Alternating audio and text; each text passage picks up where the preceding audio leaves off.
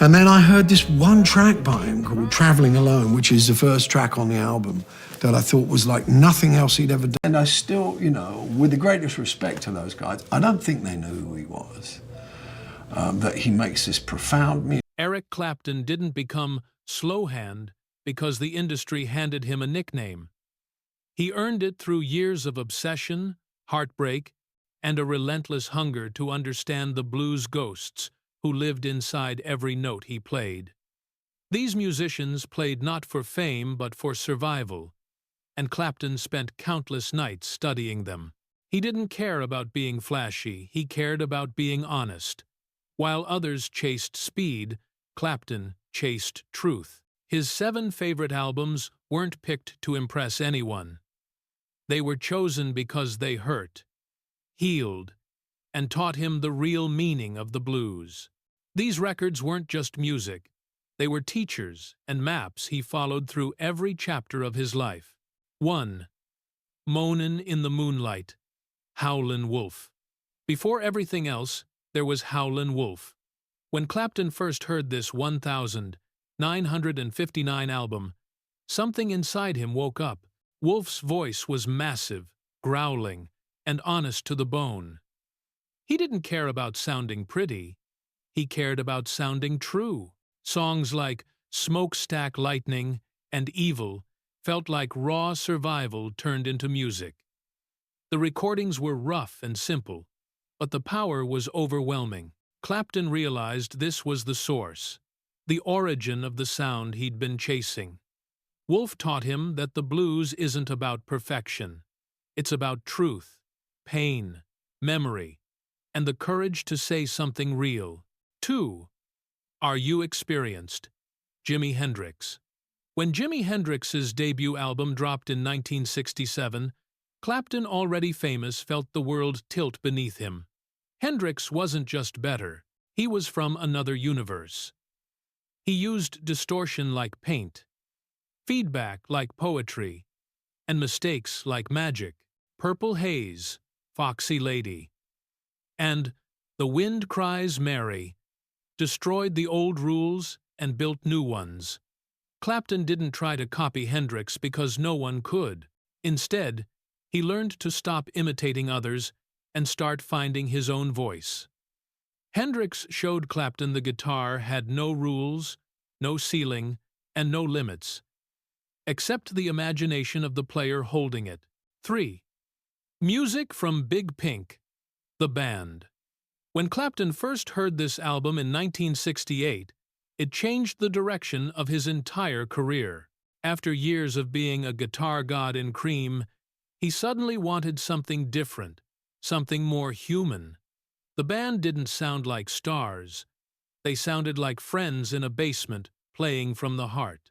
Their songs were humble, earthy, and timeless. Robbie Robertson didn't dominate the music. He blended into it. The harmonies felt old as mountains.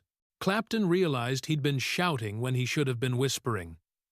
This album helped push him out of Cream and into a new musical life, where the song mattered more than the solo. 4. Folk singer, Muddy Waters. Muddy Waters shocked people in 1964 when he, the king of electric blues, unplugged completely. Instead of thunder, he gave the world rain quiet, steady, and powerful.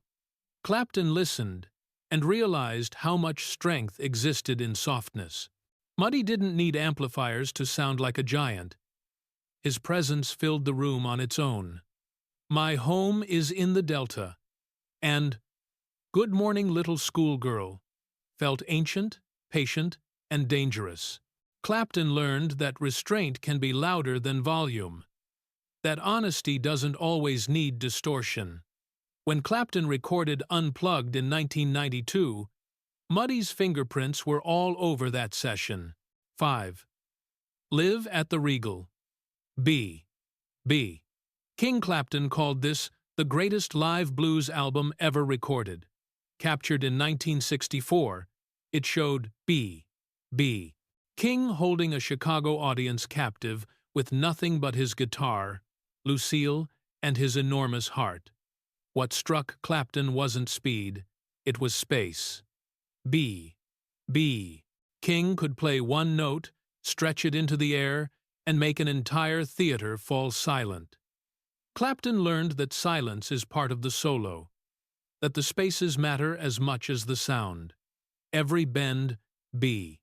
B. made sounded like a conversation. Every phrase felt like a lesson. Clapton studied this album for years, trying to understand how B. B. made the guitar cry without ever raising his voice. 6. King of the Delta Blues singers, Robert Johnson. This album didn't just inspire Clapton, it terrified him. Robert Johnson's hotel room recordings from the 1,930 seconds sounded ancient, ghostly, and impossibly alive.